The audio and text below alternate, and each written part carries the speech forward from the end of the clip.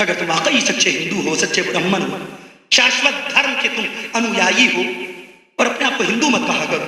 پڑھا لکھا آدمی ہندو نہیں کہتا. پنڈت شرومنی اجین میں خطاب کر رہا تھا. ملک ہندوستان کا مشہور و معروف مندر مہاکالیشور مندر، اس کے سوامی بیٹھے ہوئے تھے. ان سے میں نے عرض کیا تھا کہ ہندو شبد کسی دھارمک گرنتھ میں کہیں پر استعمال نہیں ہوا. دھرم کے معنی میں، دھرم کے ارتھ میں، دھرم کے معنی میں ہندو شبد کہیں کسی بھی گرنتھ میں استعمال نہ ہوا. پوری رامائن پڑھ لیجیے، رامائن کے اندر 24,000 چوپائی ہیں. پوری 24,000 چوپائی پڑھ لیجیے، اس میں کہیں ہندو شبد نہیں ملے گا. رامائن میں 1,15,000 شلوک ہیں، اس میں کہیں ہندو شبد نہیں ملے گا. رگ وید پڑھ لیجیے، یجوروید پڑھ لیجیے، اتھر وید پڑھ لیجیے، سام وید پڑھ لیجیے، پران پڑھ لیجیے، شلوک پڑھ لیجیے. کہیں پر بھی کسی نے اپنے آپ کو ہندو کہا. راون نے اپنے آپ کو ہندو کہا، راون کے باپ وشروا نے اپنے آپ کو ہندو کہا، رام نے اپنے آپ کو ہندو کہا، رام کے باپ دشرت نے اپنے آپ کو ہندو کہا، رام کے دادا اج تھے، اج نے اپنے آپ کو کہیں پر ہندو کہا. اگر کہا تو مجھ کو وہ گرنتھ بتائیے. یہی بات میں باقاعدہ رانچی میں کہہ رہا تھا. مناظر اسلام حضرت مولانا سید طاہر حسین صاحب گیاوی دامت برکاتہم، ملک ہندوستان کے نمبر 1 کے مناظر، اسٹیج پہ تشریف فرما تھے. شیخ الاسلام مولانا حسین احمد مدنی رحمت اللہ علیہ کے شاگرد رشید حضرت مولانا قاری علیم الدین صاحب قاسمی دامت برکاتہم، خطیب مدینہ مسجد رانچی کی صدارت میں جلسہ چل رہا تھا. اور میں عرض کر رہا تھا کہ پورے کے پورے طور پہ آپ دیکھ لیجیے، رام نے اپنے آپ کو ہندو نہیں کہا، رام کے باپ دشرت نے اپنے آپ کو ہندو نہیں کہا، رام کے پردادا رگھو نے اپنے آپ کو ہندو نہیں کہا، رام کے دادا کے دادا بھگیرت انہوں نے اپنے آپ کو ہندو نہیں کہا. رام کی 5ویں پشت میں 5ویں دادا، رام کے 5ویں ونش میں 5ویں دادا سگر نے اپنے آپ کو ہندو نہیں کہا. رام کی 6ٹھی پشت میں 6ٹھے دادا روہتاش نے اپنے آپ کو ہندو نہیں کہا. رام کی 7ویں پشت میں 7ویں دادا کوککشی نے اپنے آپ کو ہندو نہیں کہا. رام کی 8ویں پشت میں 8ویں دادا دھمراش نے اپنے آپ کو ہندو نہیں کہا. رام کی 12ویں پشت میں 12ویں دادا راجا ہریش چندر انہوں نے اپنے آپ کو ہندو نہیں کہا. رام کے بیٹے کش نے اپنے آپ کو ہندو کہا ہو تو بتاؤ.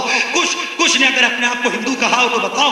رام کے پوتے اگنی ورن، رام کے پوتے کا نام اگنی ورن ہے، اگر اس اگنی ورن نے اپنے آپ کو ہندو کہا ہو تو بتاؤ. رام کے پر پوتے ویرتھ، رام کے پر پوتے کا نام ویرتھ ہے، ویرتھ نے کبھی اپنے آپ کو ہندو کہا ہو تو بتاؤ. کہیں شام نہ ودیا نہ تپو نہ دانم نہ جانم نہ شیلم نہ گڑو نہ دھرما تے مرت لوکے بھوی بھار بھوتا وے منش پیڑ مرکز چرنتی. دنیا میں کوئی پڑھا لکھا جہنی آدمی اپنے آپ کو ہندو نہیں کہے گا.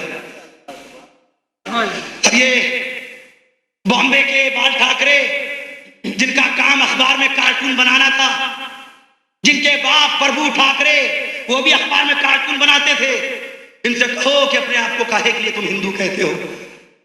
اپنے آپ کو سناتن دھرمی کہو، شاشوت دھرم کہ تم انویائی ہو، تم اپنے آپ کو سناتن دھرمی کہو.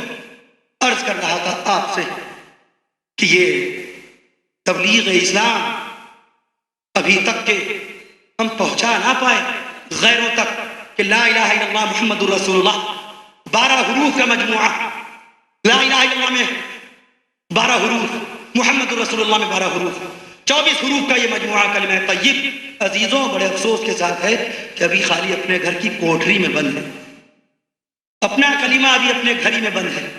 اپنے گھر میں، گھر سے اگر باہر نکلا تو اپنے بھائیوں تک پہنچا. دعا دیجئے محی السنہ حضرت مولانا محمد الیاس رحمت اللہ علیہ کو، دعا دیجئے مولانا محمد الیاس کے والد محترم حضرت مولانا محمد اسماعیل رحمت اللہ علیہ کو کہ ہندوستان کے مسلمانوں کی بے دینی دیکھ کر، نماز سے بے رغبتی دیکھ کر، مسجدوں کے اندر گائے بکری بنتے ہوئے دیکھ کر بے چین ہو اٹھے، پاگل ہو گئے دماغی طور پر. کہنے لگے اے مولا یہ ہندوستان میں کیا ہو رہا ہے تیرے دین کے ساتھ اور تیرے رسول پاک کی لائی ہوئی شریعت کے ساتھ. کھڑے ہوئے مولانا الیاس پوری رات کروٹیں بدلتے. وہ دبلا پتلا ہندوستان کا ایک عالم، بڑے کمزور تھے مولانا الیاس، بہت لاغر تھے مولانا الیاس رحمت اللہ علیہ. ان کے بڑے بھائی حضرت مولانا محمد یحییٰ رحمت اللہ علیہ ان سے کوئی بھاری وزنی کتاب تک نہیں اٹھواتے. 1944 میں انتقال ہوا تھا مولانا الیاس رحمت اللہ علیہ کا. 1927 میں کھڑے ہوئے آواز لگائی، کون ہے وہ اللہ کا دیندار بندہ جو اللہ کے دین کے لیے، اس کے رسول محمد مصطفیٰ کی شریعت کے لیے آ کر کے میرا ساتھ دیتا ہے۔ ایک صاحب کھڑے ہوئے، میلے کپڑے، بھوکا پیٹ، ننگے سر، مولانا صاحب ہم آپ کے ساتھ۔ پھر آواز لگائی، کون ہے وہ شخص جو ملک ہندوستان میں دوبارہ پھر سے مکہ معظمہ والے دین، مدینہ منورہ والی شریعت اور قرآن مقدس والا اسلام جاری و ساری کرنے کے لیے ہمارا ساتھ دینے کے لیے کھڑا ہوتا ہے؟ ایک دوسرے صاحب کھڑے ہوئے، معمولی سی بنیان پہن کر کے، بہت باریک سا تہبند پہنے، آواز لگاتے رہے مولانا الیاس۔ 6 نفر مل گئے، 6 نفر مل گئے، چلے اللہ کی بارگاہ میں۔ 1927 فیروز پور نمک وہ علاقہ مقرر کیا جہاں پر پہلی مرتبہ گشت کے لیے جانا تھا۔ اللہ کی بارگاہ میں سجدہ کر کے دعا کرنے لگے، اے اللہ یہ تیرے 6 بندے ہیں، فقط تیری رضا کے لیے نکل رہے ہیں۔ ہندوستان میں مسلمان تو ہے مگر اس کی مسلمانیت قائم نہیں ہے، مومن تو ہے مگر ایمان کامل نہیں ہے، اپنے آپ کو سید پٹھان صدیقی سبزی فروش حجام قریشی کہنے والے تو ہیں مگر کوئی امام الانبیاء محمد مصطفیٰ کا اپنے آپ کو سنت رسول پر عمل کر کے غلام کہنے والا نہیں ہے۔ اقبال نے اسی لیے کہا تھا، یوں تو سید بھی ہو، مرزا بھی ہو، افغان بھی ہو، اسی دور کے لیے کہا اقبال نے، یوں تو سید بھی ہو، اپنے ہی زمانے کے لیے کہا ہوگا۔ اقبال کو کیا پتا ان کے انتقال کے 70 سال کے بعد کون سا دور آئے گا۔ اقبال نے اپنے زمانے کی بے دینی، اپنے زمانے کی شرمناک قسم کی رسومات، بدترین قسم کی بدعتیں جب دیکھی اقبال نے تو کہہ دیا، یوں تو سید بھی ہو، مرزا بھی ہو، افغان بھی ہو، یوں تو سید بھی ہو، مرزا بھی ہو، افغان بھی ہو، تم سبھی کچھ ہو، بتاؤ تو مسلمان بھی ہو۔ واحد قوم کی وہ پختہ خیالی نہ رہی، برق طبعی نہ رہی، شعلہ مقالی نہ رہی، رہ گئی رسم ازاں روح بلالی نہ رہی، فلسفہ رہ گیا تلقین غزالی نہ رہی، مسجدیں مرثیہ خواہ ہیں کہ نمازی نہ رہے، مسجدیں مرثیہ خواہ ہیں کہ نمازی نہ رہے، یعنی وہ صاحب اوصاف حجازی نہ رہے۔ تم ہو آپس میں غضبناک، وہ آپس میں رحیم، تم ہو آپس میں غضبناک، وہ آپس میں رحیم۔ وہ سے کون؟ رسول پاک کے جانثار ساتھی، وہ سے کون مراد ہے؟ حضرت عمر فاروق اعظم رضی اللہ عنہ۔ سبحان اللہ۔ وہ سے مراد کون؟ حضرت ابوبکر صدیق اکبر، رسول پاک صلی اللہ علیہ وسلم کے سسر حضرت ابوبکر صدیق اکبر، حضرت رسول پاک کے دوسرے سسر حضرت عمر فاروق اعظم رضی اللہ عنہ۔ یہ وہ کہ ہندوستان کی مسجد پر نظر آنے والا بلند و بالا مینار، یہ حضرت عمر فاروق اعظم کی یادگار بتا۔ سبحان اللہ، سبحان اللہ۔ پہلے خلیفہ ہیں عمر فاروق اعظم، جنہوں نے پولیس کا محکمہ قائم کر کے مجرموں کی اصلاح کے لیے جیل خانہ بنوایا۔ پہلے ہیں عمر فاروق اعظم رضی اللہ عنہ، جنہوں نے 20 رکعت تراویح کی جماعت کا اہتمام کر کے مسلمانوں کو قیام لیل جیسی عظیم الشان عبادت ماہ رمضان میں اللہ کے حکم سے عطا ہو گئی۔ سبحان اللہ۔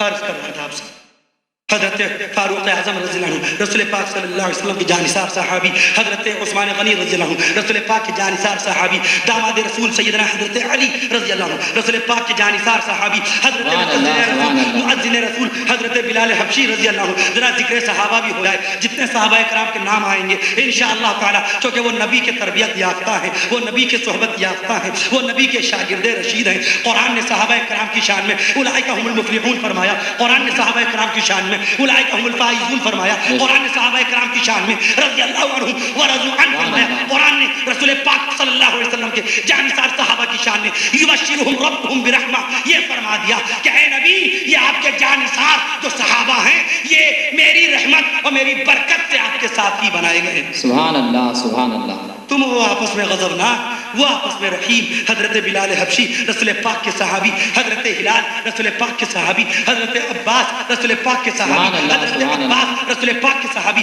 حضرت شماس رسول پاک کے صحابی۔ شماس ایک صحابی کا نام ہے، اگر پہلی مرتبہ سنا ہو تو سبحان اللہ کہہ دیجیے۔ حضرت عباس رسول پاک کے صحابی، حضرت شماس رسول پاک کے صحابی، حضرت عمرو بن العاص رسول پاک کے صحابی، حضرت ابو ایوب انصاری رسول پاک کے صحابی، حضرت ابو موسیٰ اشعری رسول پاک کے صحابی، حضرت عبد الرحمن القاری رسول پاک کے صحابی، حضرت ابو ہریرہ رسول پاک کے صحابی، حضرت ابو رافع رسول پاک کے صحابی، حضرت سعید رسول پاک کے صحابی، حضرت سعد رسول پاک کے صحابی، رسول پاک کے مامو جان رسول پاک کے مامو جان حضرت سعد رسول پاک کے صحابی، رسول پاک صلی اللہ علیہ وسلم کے ساڑھو حضرت زبیر رضی اللہ عنہ رسول پاک کے صحابی، حضرت طلحہ رسول پاک کے صحابی، حضرت زبیر رسول پاک کے صحابی، حضرت انس ابن مالک رسول پاک کے صحابی، حضرت عبداللہ ابن مسعود رسول پاک کے صحابی، عبداللہ ابن جعفر رسول پاک کے صحابی، عبداللہ ابن زبیر رسول پاک کے صحابی، عبداللہ ابن عباس رسول پاک کے صحابی، حضرت عبداللہ ابن حارث رسول پاک کے صحابی، حضرت عبداللہ ابن عبداللہ رسول پاک کے صحابی، نواسہ رسول سیدنا حضرت حسن رسول پاک کے صحابی، شہید کربلا 55 سال 5 مہینے 5 دن میں اللہ کی بارگاہ میں شہید کر دیا گیا، حضرت حسین امام الانبیاء کے دلارے نواسے رسول پاک کے پیارے نواسے، حضرت حسین رسول پاک کے چہیتے نواسے، حضرت حسین حضرت علی کے نور نظر، حضرت حسین فاطمہ کے لخت جگر، حضرت حسین حضرت زین العابدین کے پدر، حضرت حسین مکہ معظمہ سے چل کر کے کربلا کے میدان میں 3 دن کی پیاس کی شدت میں، 3 دن کی بھوک اور پیاس کی شدت میں ظالموں نے ظالمانہ انداز سے شہید کر دیا، وہ بھی امام الانبیاء کے صحابی۔ سبحان اللہ سبحان اللہ۔ ہم نواز رسول حضرت حسین رضی اللہ عنہ پر ایمان رکھتے ہیں، ہم سچے غلام ہیں، ہم بتا دیتے ہیں حسین کب پیدا ہوئے اس زمین پر، چاند کی تاریخ کیا ہے اور انگریزی تاریخ کیا ہے۔ ہم خالی 26 جنوری یاد نہیں رکھتے، ہم 15 اگست خالی یاد نہیں رکھتے، ہم 28 جنوری بھی یاد رکھتے ہیں، حضرت حسین رضی اللہ عنہ کی پیدائش کی تاریخ، سبحان اللہ کے سبحان اللہ سبحان اللہ۔ ہم 10 اکتوبر کو بھی حضرت حسین رضی اللہ عنہ کی شہادت کا تذکرہ کرتے ہیں، سبحان اللہ۔ چونکہ 10 محرم کو جب حضرت حسین رضی اللہ عنہ شہید کربلا کی دردناک شہادت ہوئی تو 10 محرم کو انگریزی تاریخ 10 اکتوبر تھی۔ سبحان اللہ۔ ہم حضرت حسین رضی اللہ عنہ کہ 36 بیٹے کربلا میں شہید ہونے والے، حضرت عباس علمدار سے لے کر 6 مہینے کے معصوم سے علی اصغر تک، حضرت علی اصغر سے لے کر حضرت علی اکبر تک کے دردناک شہادت کا تذکرہ کرتے ہیں اپنے بیانوں میں، سبحان اللہ۔ اور ہم شہید کربلا حضرت حسین کے ساتھ شہید ہونے والے دوسرے شہدائے کربلا کا بھی تذکرہ کرتے ہیں جن کا نام نہیں آتا جلدی۔ ہم حضرت زہیر کا بھی تذکرہ کرتے ہیں، یہ بھی شہید ہوئے حضرت حسین کے ساتھ۔ ہم حضرت زہیر کا تذکرہ کرتے ہیں، ہم حضرت زبیر کا بھی تذکرہ کرتے ہیں، حضرت زبیر بھی کربلا میں شہید ہوئے حضرت حسین کے ساتھ۔ ہم حضرت بشیر کا بھی تذکرہ کرتے ہیں، حضرت بشیر بھی کربلا میں شہید ہوئے۔ ہم حضرت نذیر کا بھی تذکرہ کرتے ہیں، حضرت جریر کا بھی تذکرہ کرتے ہیں، حضرت جریر بھی کربلا میں شہید ہوئے حضرت حسین کے ساتھ۔ حضرت زرنامہ کی بھی شہادت کربلا میں حضرت حسین کے ساتھ ہوئی ہے، حضرت سعید کی بھی شہادت کربلا میں حضرت حسین کے ساتھ ہوئی ہے، حضرت رباح کی بھی شہادت کربلا میں حضرت حسین کے ساتھ ہوئی ہے، حضرت حر کی بھی شہادت کربلا میں حضرت حسین کے ساتھ ہوئی ہے۔ تو جو شخص، جو سپاہی بھی حسین کے قافلے کا، جو سپاہی بھی کربلا کے میدان میں جام شہادت نوش کر گیا، ہم اس کا بھی تذکرہ کرنے کو باقاعدہ باعث ثواب سمجھتے ہیں۔ سبحان اللہ۔ کوئی اختلاف نہیں ہوتا، حکم نہیں ہے اختلاف کرنے کا۔ جانتے کتنا ہے ہم اسلام کے بارے میں؟ What do I know about the holy Islam? کتنا جانا ہم نے، کتنا جانا ہم نے قرآن شریف کے بارے میں، کتنی جانی ہم نے تاریخ اسلام۔ عرض کر رہا تھا آپ سے کیا منصوبہ بنائیے کہ کب اپنی زندگی میں انتقال سے پہلے حضرت مولانا محمد الیاس رحمت اللہ علیہ کی جو دعوت چل رہی ہے، ایمان والے اٹھتے ہیں، ایمان والوں کے پاس جا کر ان کو یاد دلاتے ہیں کہ دیکھو تم صاحب ایمان ہو گئے ہو، تم پر اللہ تعالیٰ نے نماز فرض کر دی، دیکھو تم ماشاءاللہ مسلمان ہو، تم کو درود شریف بھی پڑھنا چاہیے، دیکھو تم کلمے والے ہو، دیکھو تم کو وضو کا طریقہ آنا چاہیے، دیکھو تمہارے ہاتھ میں مسواک نظر نہیں آ رہی ہے، دیکھو تمہاری پیشانی پر نماز کا نشان ہم کو نظر نہیں آ رہا ہے، لہٰذا دیکھیے آپ کو یہ حکم ہے، آپ صاحب ایمان ہیں، آپ اللہ والے ہیں، اس کے رسول والے ہیں، آپ کا نام عبداللہ ہے، آپ کا نام عبد الرحمن ہے، آپ کو چاہیے کہ سنت رسول کے مطابق زندگی گزاریں، التحیات کو سیکھیں، درود شریف کو سیکھیں، دعائے معصورہ کو سیکھیں، اللہم انی ظلمت نفسی ظلما کثیرا، یہ پوری دعا ہم یاد کریں، آئینے میں منہ دیکھنے کی دعا یاد کریں، اللہم کما حسنت خلقی فحسن خلقی، کپڑے پہننے کی ہم دعا یاد کریں، کیونکہ نبی کا اگر ہم غلام ہیں تو ہم نبی کی سنت کے مطابق کپڑا پہنیں گے، پہلے داہنے پائچے میں داہنا پاؤں ڈالیں گے، پڑھیں گے الحمدللہ الذی کسانی ما اواری فی عورتی واتجمل بھی فی حیاتی، رات میں سوئیں گے، سونے سے پہلے ہاتھ دھو لیں گے، منہ دھو لیں گے، پورا وضو کر لیں گے، اور اگر پورا وضو نہ کر پائے جلدی میں ہے تو دونوں ہاتھ دھو لیں گے، کلی کر لیں گے، اور دونوں پاؤں ضرور دھوئیں گے، دونوں پاؤں کی گندگی چھوٹ جائے، اس کے بعد اپنے کمرے میں آئیں گے، بستر پر آئیں گے تو پہلے داہنا پاؤں رکھیں گے، جیسے اللہ کے گھر میں آتے ہیں مسجد کے اندر پہلے سیدھا پیر رکھتے ہیں اور دعا پڑھتے ہیں، اللہم افتح لی ابواب رحمتک، بسم اللہ والصلاۃ والسلام علی رسول اللہ، اللہم افتح لی ابواب رحمتک، اے میرے مولا میرے لیے اپنی رحمت کے دروازے کھول دے۔ ایسی اگر آپ اپنے گھر میں جب جائیے، اپنے کمرے کے اندر جائیے، سونے سے پہلے اپنے بستر پہ قدم رکھیے تو پہلے سیدھا پاؤں رکھیے، سیدھا پاؤں رکھنے کے بعد جو کچھ آپ کو یاد ہے قرآن مجید کا کچھ حصہ وہ پڑھ لیجئے، اور آخر میں آپ باقاعدہ طور پر قل هو اللہ احد 3 مرتبہ، قل اعوذ برب الفلق، قل اعوذ برب الناس، یہ بھی ایک مرتبہ پڑھ لیجئے، پھر سورہ فاتحہ الحمد شریف سے لے کے والضالین آمین تک پڑھ لیجئے، اور اگر الف لام میم سے لے کر اولئک علی ھدی من ربہم واولئک هم المفلحون تک یاد آ جائے وہ پڑھ لیجئے، اور باقاعدہ درود شریف پڑھ لیجئے، تو انشاءاللہ تعالی آپ کا سونا اللہ تعالی عبادت میں شامل کر دے۔ سبحان اللہ سبحان اللہ۔ آپ کیا سمجھتے ہیں خالی نماز میں عبادت؟ نماز تو 2 گھنٹے میں ہو گئی، 5 وقت کی نمازیں 2 گھنٹوں میں ادا ہو گئی، اگر بہت خشوع و خضوع کے ساتھ ادا کی، 22 گھنٹے کیا کریں گے؟ کیا شریعت نے آپ کو آوارہ چھوڑ دیا؟ اسلام نے آپ کو 22 گھنٹے آزاد چھوڑ دیا؟ دیٹس انف، دیٹس آل، ختم، آپ نے 5 وقت کی نماز پڑھ لی، آپ نے پورا اسلام برت لیا؟ نہیں، برہمن واد نہیں ہے اسلام میں، ادخلوا فی السلم کافہ، یہ تھوڑی کہ خالی گنگا میں گئے اسنان کر لیا، ہمالیہ پہاڑ پہ گئے جاپ کر لیا۔ وہ دیکھ لیجئے ٹیلی ویژن پر ننگا دھڑنگا سوامی رام دیو یوگ کرتے نظر آتا ہے، بیٹا کو خالی 84 یوگ آتے ہیں، 84 یوگ میں ابھی چکر لگا رہا ہے، اس کو پتا نہیں امام الانبیاء محمد مصطفیٰ معراج میں جو نماز لے کر آئے تھے، خالی 2 رکعت نماز اگر آپ ادا کر لیں گے، اللہ کی ذات کی قسم 132 آپ کو یوگ کی کثرت اس میں شامل ہوگی۔ سبحان اللہ سبحان اللہ۔ 206 ہڈیاں ہیں بدن میں، 132 یوگ کے اسٹائل خالی 2 رکعت نماز ادا کرنے میں ہو جاتا ہے۔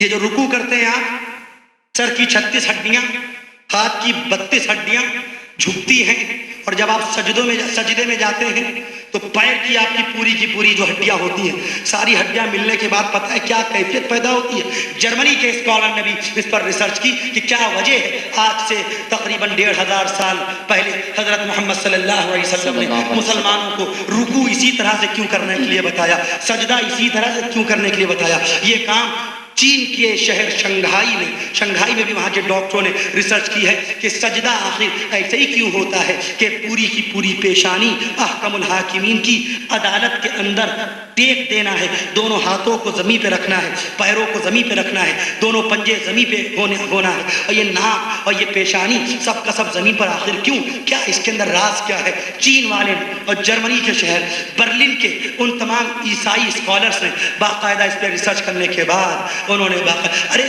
دوربین ٹیلیسکوپ سے وضو کا طریقہ بھی یہ دیکھا گیا کہ کیا وجہ ہے۔ رسول کریم صلی اللہ علیہ وسلم نے اس طریقے سے وضو کے اندر 3 مرتبہ پانی بہانے کا حکم کیوں دیا گیا باقاعدہ؟ اور یہ جو مسح کی کیفیت ہے، یہ مسح اس لیے دے دیا گیا ہے کہ ہمارے بدن کا کوئی حصہ، کوئی عضو ایسا نہیں جہاں پر جسمانی کیڑے نہ ہوتے ہوں۔ یہ جو چھینک آتی ہے آپ کو، یہ اللہ کی نعمتوں میں سے ایک نعمت ہے۔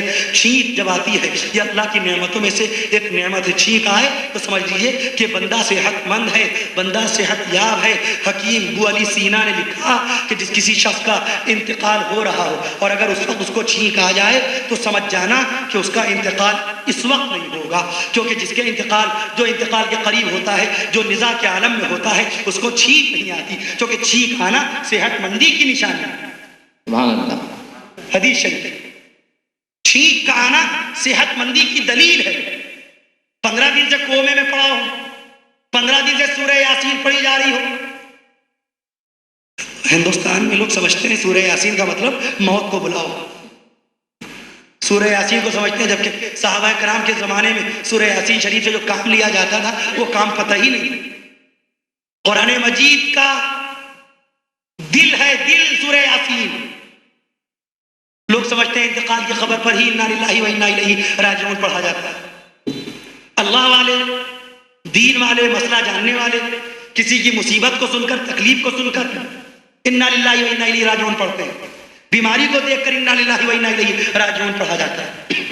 عرض کر دوں آپ سے کہ اگر چھینک آ گئی کسی کو، یہ اس بات کی نشانی ہے کہ اس کا انتقال اس وقت نہیں ہوگا، چونکہ چھینک صحت مندی کی نشانی ہے۔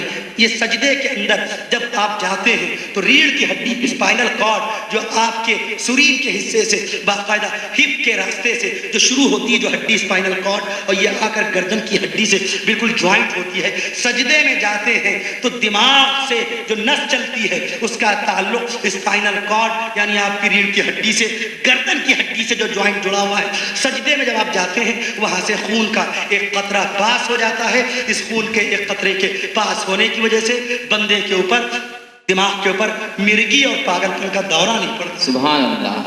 آج بھی پوری دنیا میں دیکھ لیجیے آپ، مرگی اور پاگل پن کا دورہ مسلمانوں پر دوسری قوموں کی بنسبت 0 کے برابر ہے، سبحان اللہ۔ 0 کے برابر ہے۔ کوئی ایوریج نہیں بتا سکتا کہ مسلمانوں کے اوپر اتنے پرسنٹیج، مسلمانوں پر اتنا پرسنٹ پاگل پن کا مرض طاری ہوتا ہے۔ کوئی مسلمان نہیں اس میں گرفتار ہوتا، 100 میں 1 کا پرسنٹیج نہیں آئے گا، 1000 میں 1 کا پرسنٹیج نہیں آئے گا۔ اس کے برخلاف برازیل، امریکہ، کینیڈا، فرانس، جرمنی، سوئٹزرلینڈ، انگلینڈ، ہر جگہ آپ دیکھ لیجیے مرگی کے بھی مریض ہیں، پاگل پن کے بھی مریض ہیں۔ آج وہ لوگ ورزش کے طور پر سجدہ کر رہے ہیں۔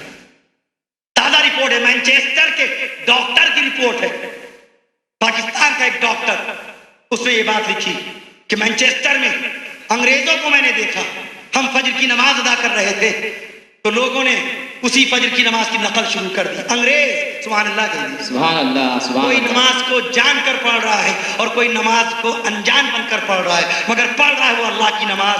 آج وہ اپنے بدن کی باڈی فٹنس کے لیے نماز کو پڑھ رہا ہے، کل وہ اللہ تعالیٰ کی عبادت کے لیے دین اسلام کے رکن کو سمجھتے ہوئے نماز پڑھنے والا بن جائے انشاءاللہ، انشاءاللہ۔ عرض کر رہا تھا معراج میں جو اللہ نے تحفہ بخشا، مارچ کے مہینے میں معراج ہوئی۔ کون سے مہینے میں؟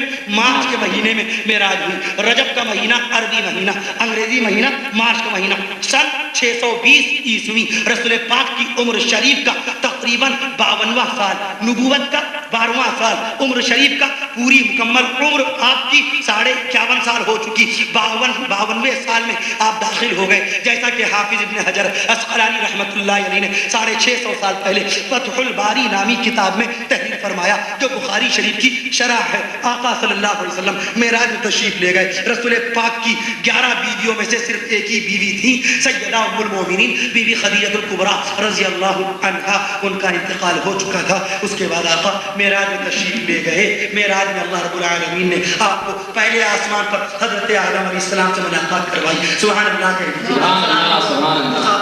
معراج کی رات میں دوسرے آسمان پر حضرت عیسیٰ علیہ السلام سے ملاقات ہوئی اور حضرت عیسیٰ علیہ السلام کے ماموں جان حضرت یحییٰ علیہ السلام سے ملاقات فرمائی۔ یہ سب کے سب مسلم شریف، بخاری شریف، مشکاہ شریف کا حوالہ کروں گا، ہمیں حوالہ نہیں دوں گا، وقت زیادہ ہو چکا ہے، آپ بھی تھک چکے ہیں۔ تھک گئے نا؟ تو آپ کہہ رہے نہیں تو آپ تھکیں گے کیسے؟ بول میں رہا ہوں، تھکیں گے؟ بڑی آسانی سے کہہ دیا نہیں۔ عرض کر رہا ہوں آپ سے، پہلے آسمان پر حضرت آدم علیہ السلام سے ملاقات فرمائی معراج کی رات میں ہمارے نبی نے، دوسرے آسمان پر حضرت عیسیٰ اور حضرت یحییٰ علیہ السلام سے ملاقات فرمائی معراج کی رات میں ہمارے رسول پاک نے، تیسرے آسمان پر حضرت یوسف علیہ السلام سے ملاقات فرمائی ہمارے نبی نے معراج کی رات میں۔ ارے ایک مرتبہ الحمدللہ، اللہ اکبر پڑھ لیجیے۔ یہ نماز فرض ہونے جا رہی ہے، یہ آج نماز 5 وقت کی نماز پڑھی، 5 وقت کی نماز فرض ہونے جا رہی ہے۔ ابھی تک خالی 2 ہی وقت کی نمازیں آقا پڑھتے تھے اور صحابہ کرام کو 2 ہی وقت کی نمازیں پڑھاتے تھے، نماز فجر فجر اور نماز عصر. نبوت کے تقریباً 10 سال تک 2 ہی وقت کی نمازیں پڑھی گئی. آج 11واں سال ہے, معراج شریف کی رات ہے. اللہ نے محبوب کو یاد فرمایا, جبریل امین کے ساتھ گئے, پہلے آسمان پر ملاقات ہوئی آدم علیہ السلام سے, دوسرے آسمان پر, تیسرے آسمان پر پہنچے حضرت یوسف علیہ السلام سے ملاقات فرمائی, چوتھے آسمان پر رسول پاک نے معراج کی رات میں حضرت علیہ السلام سے ملاقات فرمائی, پانچویں آسمان پر حضرت ہارون علیہ السلام سے ملاقات فرمائی رسول پاک نے معراج کی رات میں, چھٹے آسمان پر حضرت موسیٰ کلیم اللہ سے ملاقات فرمائی معراج کی رات میں ہمارے رسول پاک نے, اور 7ویں آسمان پر 70,000 پیغمبروں کے والد, 70,000 نبیوں کے باپ, 70,000 پیغمبروں کے والد, اور جن کا نام نامی آپ ہر 2 رکعت کی نماز میں درود ابراہیمی میں علی ابراہیم وعلی آل ابراہیم نام لیتے ہیں. 7ویں آسمان پر وہی 70,000 نبیوں کے والد حضرت ابراہیم علیہ السلام سے ملاقات فرمائی. سبحان اللہ. اللہ تعالیٰ نے مقام سدرۃ المنتہا پر دکھایا, مناظر دکھائے. وہیں پر آقا نے دیکھا تھا ایک قوم ہے کہ جو خون کی ندی کے اندر ایک شخص بیچوں بیچ میں کھڑا ہے, کنارے آنے کی کوشش کرتا ہے. کنارے ایک کالا بھجنگ فرشتہ انتہائی بھاری لوہے کا گرز لے کے اس کے سر پہ مارتا ہے. اس آدمی کا سر قیمہ بن جاتا ہے. اس کے بعد پھر اسی سر ہو جاتا ہے, پھر وہ فرشتہ مارتا ہے, ایسی مارتا رہے گا. آقا نے فرمایا جبریل کون ہے؟ آقا نے فرمایا یہ وہ شخص ہے جو دنیا میں لوگوں کی برائیاں کرتا ہے, غیبت کرتا تھا. آقا نے فرمایا جس کسی شخص نے کسی کی غیبت کی جنت کی خوشبو حرام ہو جائے گی. آج ایک دوسرے کا مذاق اڑایا جاتا ہے, قرآن کی مخالفت کی جاتی ہے. وَلَا تَلْمِزُوا بِالْأَلْقَابِ, طعنہ مت دو کسی کو, سلوک کر کے, پانی پلا کے, کھانا کھلا کے, کپڑا پیش کر کے طعنہ مت دو. آقا صلی اللہ علیہ وسلم نے فرمایا لا يدخل الجنة منان, جنت میں طعنہ دینے والا داخل نہیں کیا جائے گا. او کما قال رسول اللہ, آقا نے فرمایا, آقا صلی اللہ علیہ وسلم نے فرمایا لا يدخل الجنة قطاع, چغلخور جنت میں داخل نہیں کیا جائے گا. نمازوں کی پابندی کے باوجود, حج کرنے کے باوجود, روزہ رکھنے کے باوجود, زکات دینے کے باوجود جنت میں نہیں جائے گا. اس کو پہلے چغلخوری کی سزا باقاعدہ کاٹنی پڑے گی جہنم میں. صاحب ارشاد آقا کا لا يدخل الجنة قطاع, چغلخور جنت میں نہیں جائے گا. ہم کیسے ایک دوسرے کی غیبت کر رہے ہیں, کیسے ایک دوسرے کی برائی کر رہے ہیں. اللہ تعالیٰ غیبت اور برائی سے ہمیں اور آپ کو دور فرمائے. آمین. والدہ کے سلسلے میں آقا نے فرمایا, رب ذوالجلال نے قرآن میں فرمایا وَقَضَىٰ رَبُّكَ أَلَّا تَعْبُدُوا إِلَّا إِيَّاهُ وَبِالْوَالِدَيْنِ إِحْسَانًا. باپ کے سلسلے میں اللہ نے قرآن میں فرما دیا, اللہ نے فرمایا خبردار اپنی ماں اپنے باپ کے ساتھ بہترین سلوک کرنا, اپنے باپ کو ذرہ برابر اف کر کے جواب نہ دینا. اف خالی عربی زبان کا لفظ ہے, جو اردو میں آ گیا اف, یہ خالی عربی زبان کا لفظ ہے, عربک ورڈ ہے, قرآن شریف کا لفظ. اف لکما, تم اپنی ماں اپنے باپ سے اف نہ کرنا. ولا تنہرہما, اور ان دونوں کو جھڑکنا مت. قل لہما قولا کریما, بہت ان سے نرمی اور بہت شرافت کی بات کرنا. کریم کے معنی حدیث شریف میں, کریم کے معنی شریف کیا ہے؟ ان المؤمن شریف, مومن شریف ہوتا ہے, مومن کریم ہوتا ہے. اپنے ماں باپ سے شرافت سے پیش آنا. آج شادی کے بعد نئی نویری دلہن کا نیا لباس دیکھا, اماں کا مرتبہ بھولے. ایک ہفتہ گزرا بیوی کے ساتھ, بہن کو بھلایا, بھول گئے.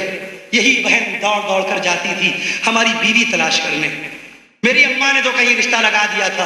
میری بہن ہی تھی جس نے کہا تھا اے اماں سنیے سنیے, ابھی بھائی کا رشتہ وہاں نہ طے کیجئے, ایک اور لڑکی ہم نے دیکھی ہے فلاں مقام پر, ہم نے دیکھا ہے فلاں مقام پر, ایک بہت اچھی لڑکی سعادت گنج میں رہتی ہے, ایک مرتبہ اے اماں اس کو دیکھ لیجئے, ہو سکتا ہے وہ بہت اچھی آپ کو لگے, اور میرے بھیا کے لیے بہت اچھی وہ ثابت ہو جائے گی. ہم چاہتے ہیں کہ میرے بھائی کے لیے خوبصورت سے خوبصورت بہن بیوی ہو, خوبصورت سے خوبصورت اہلیہ ہو. یاد رکھیے والدین تو ہتھیار ڈال دیتے ہیں رشتہ تلاش کرنے کے معاملے میں, بہن بڑی مشکل میں ہتھیار ڈالتی ہے. بہن کی آرزو ہوتی ہے میرے بھائی کی بیوی محلے میں سب سے زیادہ خوبصورت ہو, میرے بھائی کی بیوی بالکل ہیروئن جیسی ہو, میرے بھائی کی بیوی سب سے زیادہ گوری ہو, میرے بھائی کی بیوی سب سے زیادہ حسین و جمیل ہو. وہ اپنے بھائی کو نہیں دیکھ رہی ہے کہ میرا بھائی کیسا ہے. اگر میرا بھائی سانولا ہے تو لاؤ سانولے رنگ کی لڑکی تلاش کرے, اگر میرا بھائی دبلا ہے تو لاؤ دبلی لڑکی تلاش کر لیں، اگر میرا بھائی ٹھیک اچھا اس کا نقشہ نہیں ہے تو لاؤ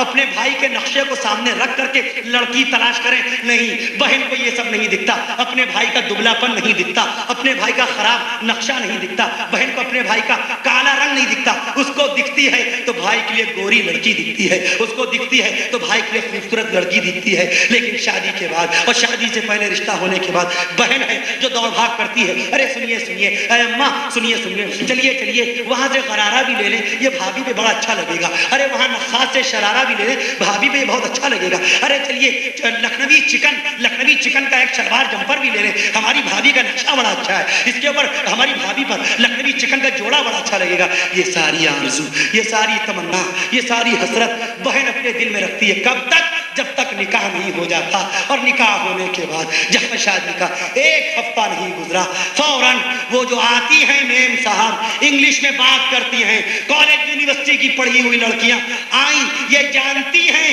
کہ میری ساس کو انگریزی نہیں آتی، میری ساس کی تو اردو بھی صحیح نہیں ہے، میری ساس تو اپنا قاعدے سے نام تک نہیں لے پاتی، اس کے باوجود بھی وہ دنیا دار کالج یونیورسٹی کی لڑکیاں آتی ہیں، انگریزی انگلش اسپیکنگ کر کر کے سب کو مرعوب کرتی ہیں، سب پر اپنا روب دبدبا قائم کرتی ہیں۔ سب سے پہلے کیپچر، جیسے امریکہ کیپچر کرتا ہے دوسرے چھوٹے چھوٹے ملک کو امریکہ کیپچر کرتا ہے نا، ویسے ہی آج کی ماڈرن بہو پوری طرح کیپچر کرتی ہے، سب سے پہلے اپنے شوہر کو، اور اس کے بعد میں پھر ایک وقت وہ آتا ہے شوہر کو اپنی اماں کی ممتا یاد نہیں آتی، اپنی اماں کی محبت یاد نہیں آتی، اپنے باپ کی شفقت یاد نہیں آتی۔ بتاؤ پیدائش کے پہلے دن ہی سے ابا کا پیسہ خرچ ہونا شروع ہو گیا تھا، پیدائش کے پہلے ہی روز سے باپ کی جیب سے پیسہ نکلنا شروع ہو گیا تھا کہ کہیں میرا بیٹا آج کہیں بغیر دودھ کے نہ سو جائے، میرے بچے کو گلوکوز بسکٹ کی ضرورت ہے، رات کے 2 بجے بچہ رو رہا ہے، بتا دیا اماں نے، دیکھیے دیکھیے بھیا رو رہا ہے، دیکھیے دیکھیے بٹیا رو رہی ہے، اب کیا کریں، جائیے کہیں سے اگر گلوکوز کا بسکٹ مل جائے تو وہ لے آئیے۔ اب باپ رواں دواں ادھر ادھر جا رہا ہے، رات کا 2 بجا ہے، کس کی محبت میں، کس کی چاہت میں، کس کی ممتا میں، اپنے نونہال بچے، اپنے معصوم سے بچے کے لیے کہ میرے بچے کی بھوک مٹ جائے، میرے بچے کی بھوک کی آگ مٹ جائے تاکہ اس کی جان کو کوئی خطرہ نہ ہو۔ پل پل بڑا ہوتے دیکھتا ہے باپ، لمحہ لمحہ خرچ کرتا ہے باپ، لمحہ لمحہ ماں دیکھتی ہے بچے کی پریشانی اور تکلیف کو، اور شادی کے بعد اگر وہ شوہر بھول جائے اپنے باپ کی شفقت کو، بھول جائے اپنی ماں کی محبت کو، تو کیا میدان محشر میں اس کی نمازیں، اس کے روزے، اس کی تلاوتیں، اس کا حج بیت اللہ، اس کی زکات، اس کی نیکیاں، اس کی خیرات اس کو بخشوا پائیں گی؟ نہیں بخشوا سکتی۔ فیصلہ ہے مدنی آقا کا، فیصلہ ہے کہ عبادتیں ایک طرف، عبادتیں الگ فرض ہیں، اماں کا مرتبہ ہم نے الگ بتایا ہے، شریعت کہہ رہی ہے آپ سے باپ کا مقام الگ ہے، جب تک اماں خوش نہ ہوگی تمہاری مغفرت یقینی نہ بنائی جائے گی، جب تک باپ تمہارا تم سے راضی نہ ہوگا تمہاری عبادتوں کے لیے بڑا خطرہ ہے۔ راضی کرو باپ کو، ابھی جاؤ معافی مانگ لینا، کسی غیر سے معافی نہیں مانگ رہے ہو، سر نہیں جھکا، تمہاری ترم خواہی میں کوئی فرق نہیں پڑے گا، ابا نے پیدا کیا تم کو۔ ماں کے لیے قتل کرنا بڑا آسان ہوتا ہے، معصوم سے بچے۔ عزیزوں اگر اللہ نے ماں کو ممتا نہ دی ہوتی تو کوئی گوری ماں اپنے کالے کلوٹے بچے کو اپنے سینے کا دودھ نہ پلاتی۔ سوچ لیجیے، کوئی گوری ماں جس کا بہت کالا سیاہ بیٹا ہو اپنا دودھ پلانے کے لیے کبھی راضی نہ ہوتی۔ کالے رنگ سے نفرت ہوتی نا گورے لوگوں کو، ماں کو نفرت نہیں ہوتی، وہ کتنی خوبصورت کیوں نہ ہو۔ یہ اللہ نے، اسی لیے آقا نے فرمایا، 3 مرتبہ فرمایا، بے شک تمہاری ماں کا حق سب سے زیادہ، بے شک تمہاری ماں کا حق سب سے زیادہ، بے شک تمہاری ماں کا حق سب سے زیادہ۔ پھر صحابی نے 4تھی مرتبہ پوچھا، یا رسول اللہ اس کے بعد کس کا مرتبہ؟ فرمایا تمہارے باپ کا، تمہارے والد کا۔ باپ کو جنت کا دروازہ قرار دیا، باب الجنہ کہہ دیا۔ پڑھیے حدیث شریف۔ ماں کے لیے فرمایا فإن الجنة عند رجلها فإن الجنة تحت رجلها فإن الجنة عند رجلها، تمہاری ماں کے قدموں تلے جنت ہے۔ صحابی کو روک دیا، مت جاؤ وہاں پر، جہاد کرنے والے بہت ہیں، تم جہاد میں مت جاؤ، جہاد کرنے والے بہت ہیں، جاؤ جا کر تمہاری ماں زندہ ہے، اپنی ماں کی خدمت کرو، بے شک جنت تحت رجلها، بے شک تمہاری ماں کے قدموں کے نیچے جنت ہے۔ عزیزوں، ہم اس بات سے خوش ہو جاتے ہیں کہ ہمارے روزے ہیں، ہمارے نامہ اعمال نمازیں ہیں، لیکن عزیزوں شریعت نے جن جن لوگوں کا نام لے لیا ہے ان سب کا حق الگ ہو گیا. شریعت نے نماز کا الگ نام لیا, روزے کا الگ نام لیا, اماں کا الگ نام لیا, باقاعدہ باپ کا الگ نام لیا. اس کے بعد قرآن نے نام لیا والاقربین, رشتہ داروں کا نام لیا, تمہارے چچاؤں کا, تمہارے ماموں کا, تمہاری بڑی ماں کا, تمہاری چچی کا, تمہاری خالہ کا, تمہاری پھپھی کا تم پر حق ہے. اسی لیے شریعت نے حکم دیا زکوٰۃ دو تو سب سے پہلے خاندان میں تلاش کرو کہ غربت کہاں ہے. میرے خاندان میں کون سے ماموں کو دے سکتا ہے, بھانجا ماموں کو زکوٰۃ دے سکتا ہے, بھتیجا چچا کو زکوٰۃ دے سکتا ہے, بھتیجا بڑی ماں کو زکوٰۃ دے سکتا ہے.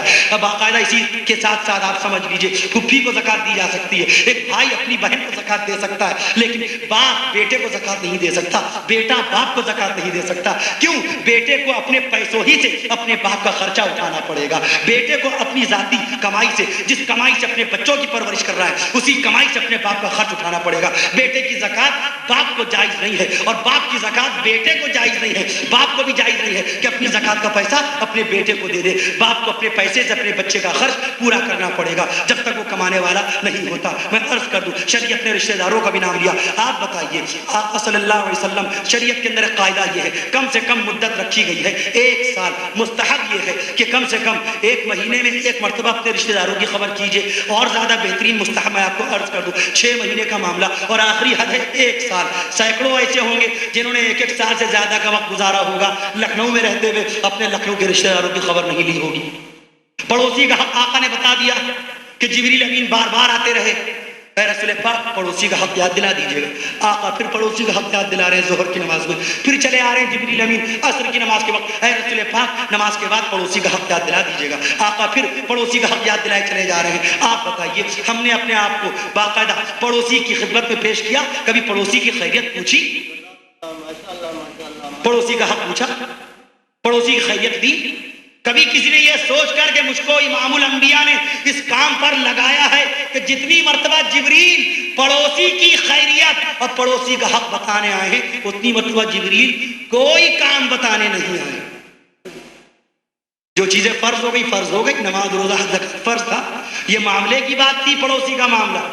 2 رجسٹر چلیں گے میدان محشر میں, اکثر و بیشتر ہم تقریر میں ذکر کرتے ہیں. ایک رجسٹر نماز کا, عبادت والا, ان اولا ما يحاسب به العبد يوم القيامة, قیامت کے دن سب سے پہلی مرتبہ سوال نماز کا سوال.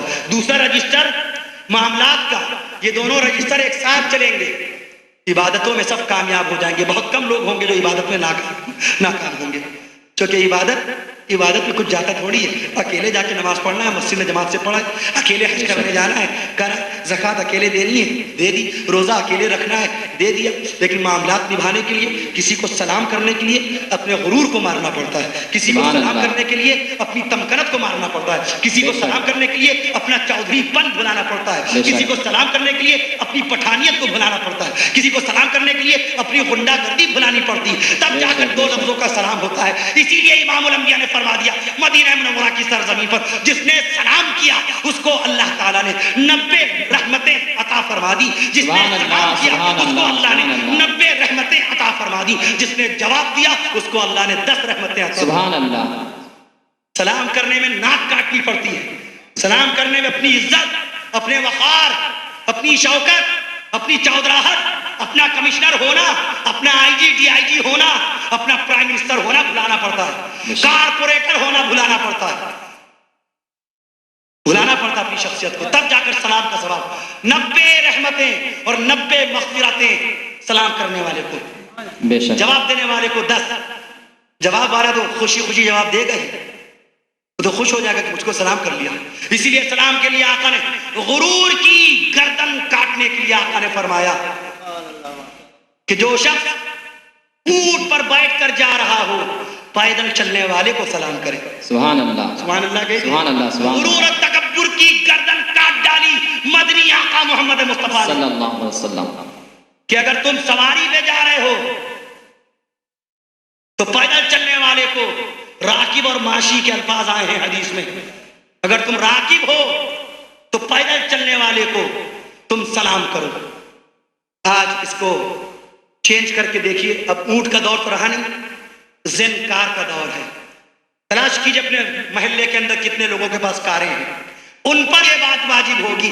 کار پہ چلنے والے کو حکم ہے پیدل چلنے والے کو سلام کرے. پھر کے بعد سوچتا ہے کہ میں تو زین کار پہ جا رہا ہوں, میں تو اسکارپیو ڈرائیو کر رہا ہوں, میں تو کالس چلا رہا ہوں, میں تو باقاعدہ اس کے ساتھ دیکھیے تویرا چلا رہا ہوں, میں سلام کیوں کروں؟ 9.5 لاکھ بھی خرچ کریں گے اور سلام بھی کریں گے. ایسی کی تیسی تمہارے ان 9.5 لاکھ پر جو تم کو سلام سے غافل کر دے. بے شک. آقا نے فرمایا افشو السلام, سلام کو عام کرو, سلام کو عام کرو, سلام کو پھیلاؤ, کیونکہ سلام اللہ کی 99 ناموں میں سے ایک نام ہے. جب سلام کرتا ہے بندہ تو ذکر الہی ہو جاتا ہے. السلام علیکم ورحمۃ اللہ وبرکاتہ. بتائیے اس میں کوئی نغمہ آیا, اس میں کوئی غزل آئی, اس میں کوئی بھجن آیا؟ سب کا سب اللہ کا نام, اللہ کی رحمت, اللہ کی برکت. السلام علیکم, تم سب پر سلامتی ہو, اللہ کی رحمت ہو اور برکت ہو. السلام علیکم ورحمۃ اللہ وبرکاتہ. السلام, سلام لفظ اللہ کا نام ہے, سلام اللہ کا نام ہے, اللہ تعالیٰ کے 99 نام ہے. نبی نے بتائی یہ بات حدیث شریف میں, بخاری شریف میں, مسلم شریف میں. میں عرض کر دوں آپ سے, آقا نے فرما دیا تھا 99 اسم من احصاها هو دخل الجنہ. اسماء اللہ تعالی, اللہ تعالیٰ کے 99 نام ہے. دیکھیے سلام کا نام آ جائے گا, واللہ الذی لا الہ الا هو الرحمن الرحیم, الرحمن الرحیم الملک القدوس السلام.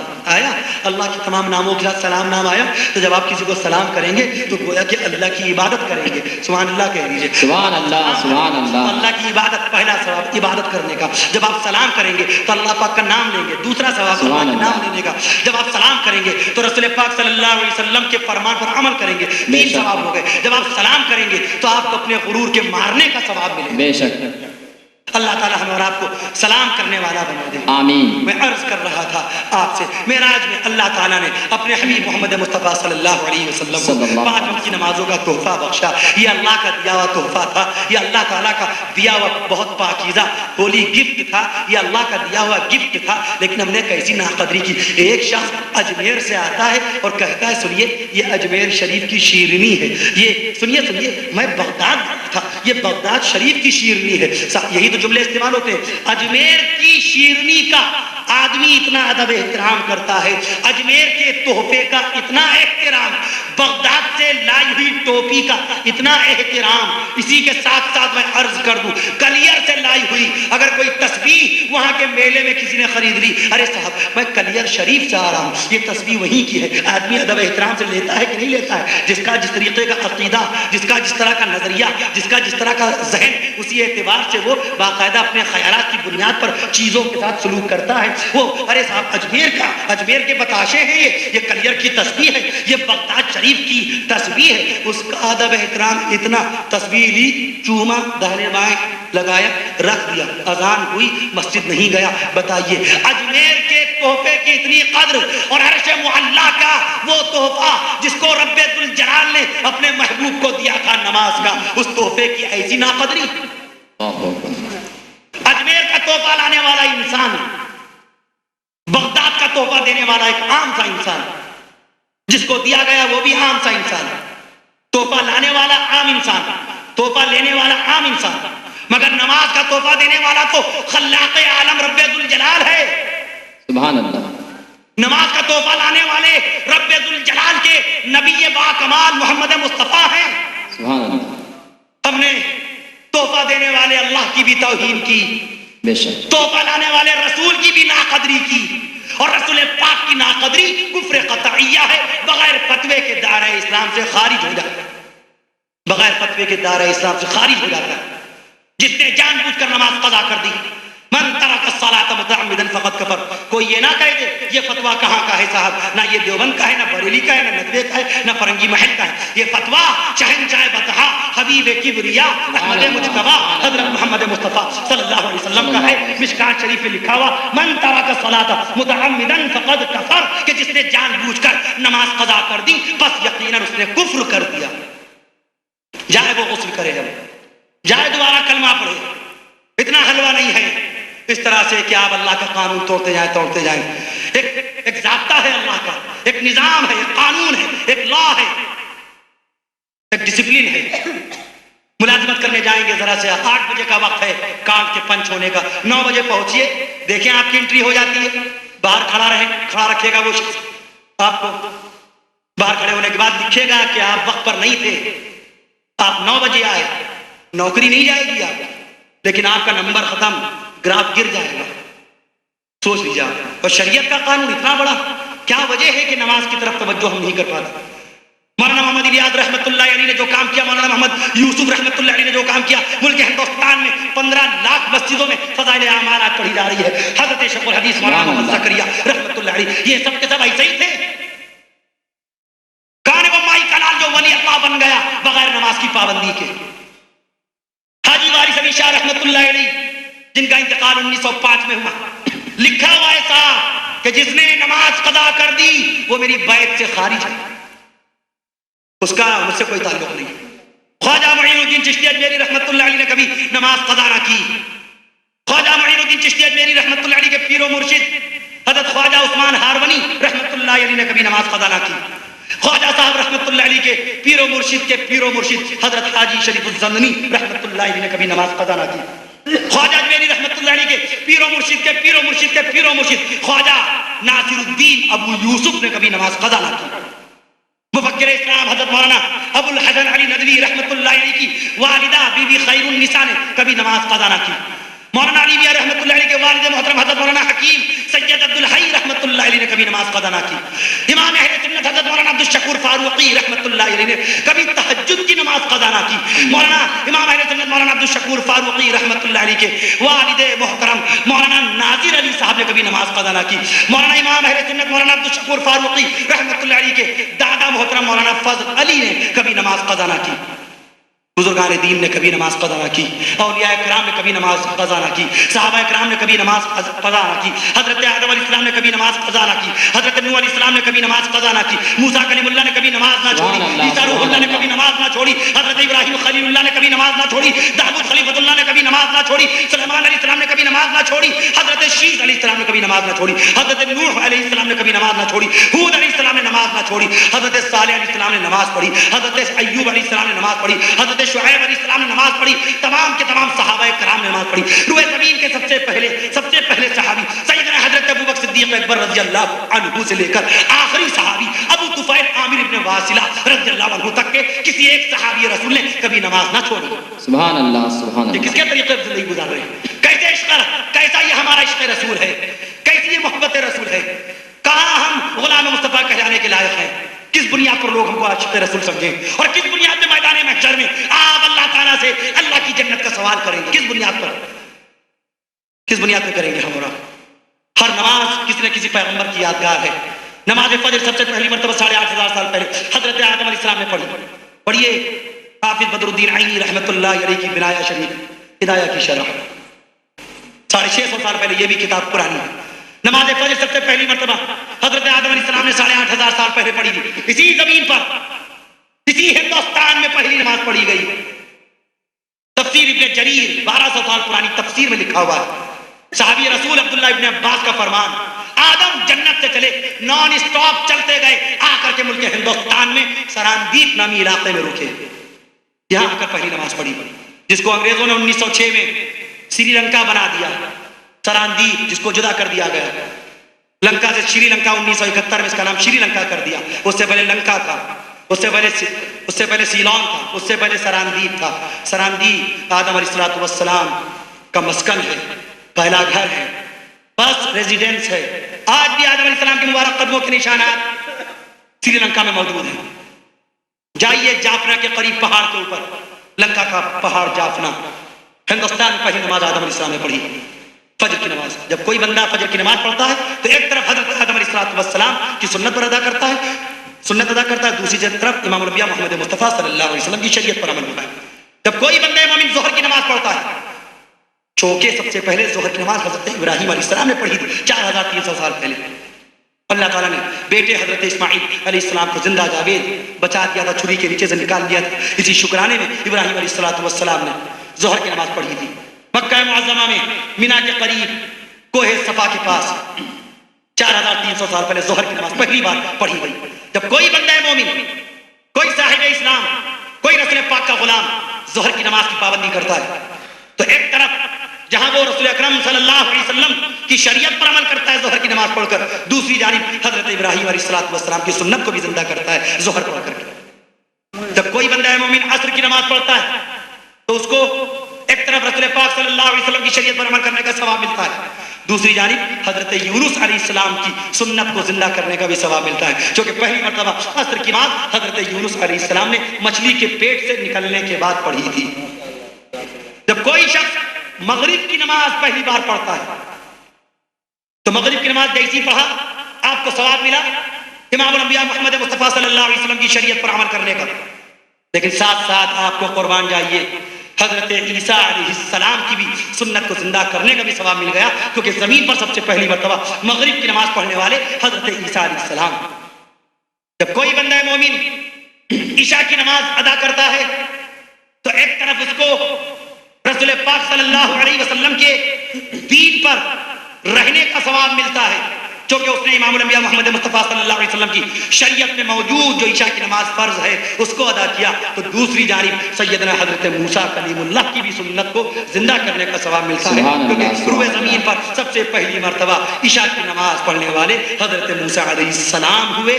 3,400 سال پہلے موسیٰ علیہ السلام نے عشاء کی نماز پڑھی، لیکن جماعت پہلی مرتبہ عشاء کی جماعت پہلی مرتبہ قائم کی شہنشاہ بطحہ امام الانبیاء سید المرسلین افضل البشر حضرت محمد مصطفیٰ صلی اللہ علیہ وسلم۔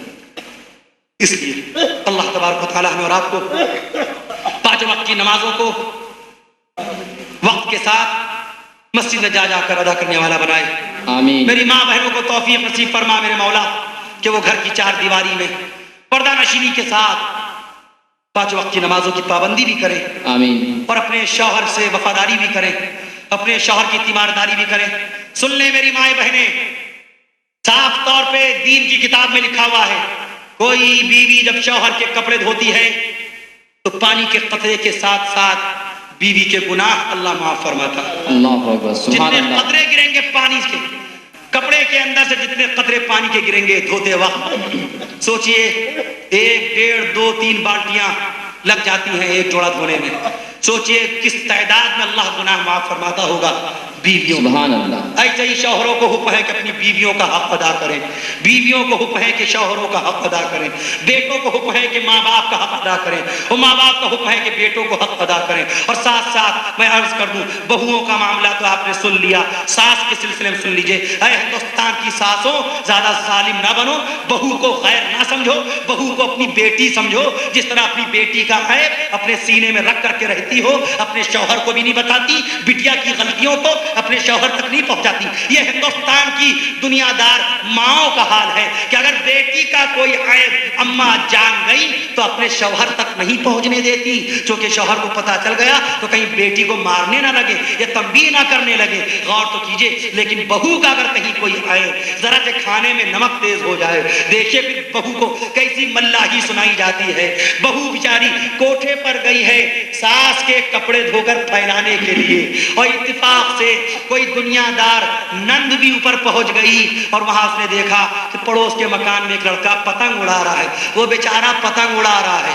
حکیم ارقیطوس ترتومی نے پہلی مرتبہ پتنگ بنائی تھی 2300 سال پہلے یونان کے اندر۔ میں عرض کر دوں پتہ نہیں لوگوں نے کیسے کہہ دیا کہ نواب آصف الدولہ کے زمانے سے پتنگ شروع ہوئی ہے۔ نواب آصف الدولہ کا زمانہ 1797 کا زمانہ، نواب آصف الدولہ کے زمانے میں کنکوے بازی شروع ہوئی ہے، پتنگ بازی نہیں شروع ہوئی۔ پتنگ بازی شروع ہوئی ہے حکیم ارقیطوس ترتومی کے زمانے میں، یہ کوئی جلدی لکھ بھی نہیں پائے گا۔ وہ لڑکا پتنگ اڑا رہا ہے اور دیکھ لیا نند نے کہ میری بھابھی یہاں کپڑے پھیلا رہی ہے، فوراً گئی اماں کو زہر دھر دیا کہ اوپر ایک لڑکا کھڑا تھا، پڑوس کے گھر پر جو لڑکا کھڑا تھا اسی ٹائم بھابھی گئی تھی اوپر، لیجئے تماشا بنا دیا۔ ساس نے اپنی بہو کو پوری طرح ملزم سمجھ لیا، اس کو بدچلن سمجھ لیا، پھر پورے محلے میں وہ ساس اپنی بہو کی بدچلنی کا افسانہ سنا رہی ہے۔ شرم نہیں آتی ساسوں کو کہ تم بیاہ کر کے ان کو لائی، جو بیوی جو بہو تمہاری جو بہو تمہارے بیٹے کی اہلیہ ہے، جو تمہاری بہو تمہارے بیٹے کی زوجہ ہے، تمہارے بیٹے کی خدمت گزار ہے، اسی کو تم تماشا بنا رہی ہو۔ اللہ تعالی ہمیں اور آپ کو سبھی کا حق ادا کرنے کی توفیق نصیب آمین۔ اور اول تو یہ دیور اور ساس کا لفظ استعمال ہی نہ کیا کیجئے، شریعت نے ڈائریکٹ ساس کو ماں کا نام دیا، بہو کو بیٹی کا نام دیا، یوں بھی نہ استعمال کیا کیجئے۔ دیور لفظ ہندی ہے، اس کے معنی اچھے نہیں نکلتے۔ اے میری ماں اور بہنوں، آپ اپنے دیوروں کو دیور نہ کہا کیجئے، نسبتی بھائی کہا کیجئے۔ اگر بڑے ہیں تو بڑے بھائی صاحب بولیے، جو آپ کا شوہر ان کو پکارتا ہے، جو آپ کا شوہر پکارے اپنے بڑے بھائی کو وہ آپ پکاریے۔ اگر آپ کا شوہر اپنے بڑے بھائی کو بڑے بھائی صاحب پکارتا ہے آپ بھائی صاحب پکاریے۔ اگر آپ کا شوہر اپنے بڑے بھائی کو بھیا پکارتا ہے آپ بھیا پکاریے۔ آپ اور کسی سے تعارف کروائیے تو کہہ دیجئے کہ یہ میرے نسبتی بھائی ہیں، بعد میں خلاصہ کر دیجئے کہ ہمارے خاوند کے بڑے بھائی ہیں، تاکہ وہ سگا بھائی نہ سمجھے آپ کو۔ میں عرض کر دوں، دیور اور بھاوج کا پردہ ہے باقاعدہ طور پر۔ دیور لفظ اچھا نہیں ہے۔ آج سے 125 سال پہلے حضرت مولانا رشید احمد گنگوہی رحمت اللہ علیہ نے دیور کا مطلب بتایا تھا۔ دے مانے دوسرا، ور مانے شوہر، دوسرا شوہر۔ دیور کے مانے دوسرا شوہر۔ It's a pure Hindi word, خالص ہندی لفظ۔ ساس، نند، بہو، دیور، سالہ، جیٹھ، جٹھانی، سب ٹوٹل ہندی زبان کے لفظ۔ اسی لیے حکومت ہندوستان آپ کے اوپر ہندی مسلط کر رہی ہے، اردو چھین رہی ہے آپ سے۔ اللہ نہ کرے اگر کہیں ہندی لاگو کر دی گئی تو سوچ لیجیے بڑا عجیب مسئلہ ہو جائے گا۔ مان لیجیے حکومت ہندوستان نے کہہ دیا اب بھارت کا کوئی مسلمان اردو نہیں بول سکتا، آپ کو ہندی بولنی ہے، جو اردو بولے گا اس کو اٹھا کے جیل میں بند کر دیں گے۔ تو پھر میں عرض کر دوں آپ سے، اگر آپ خورمے بھی لینے جائیں گے تو ڈر کے مارے خورمے والے سے خورما نہیں کہیں گے، اے بھیا آدرنیہ دکاندار سجن 2 روپے کا کھانڈ منڈلم دے دو۔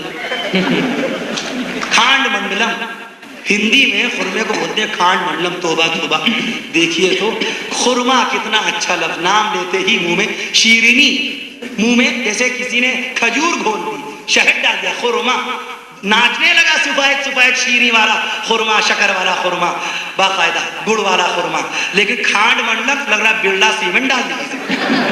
سوچیے اگر کہیں آپ دکاندار کے پاس جائیں پین لینے تو یہ کہیں گے بھیا ہردے لٹکن ہے آپ کے پاس؟